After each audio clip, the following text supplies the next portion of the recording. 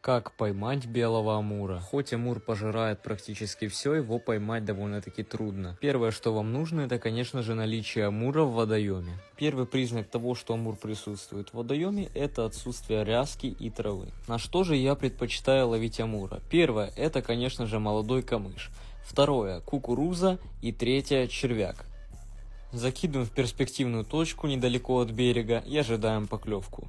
Амур – рыба очень сильная, поэтому выбирайте правильные снасти.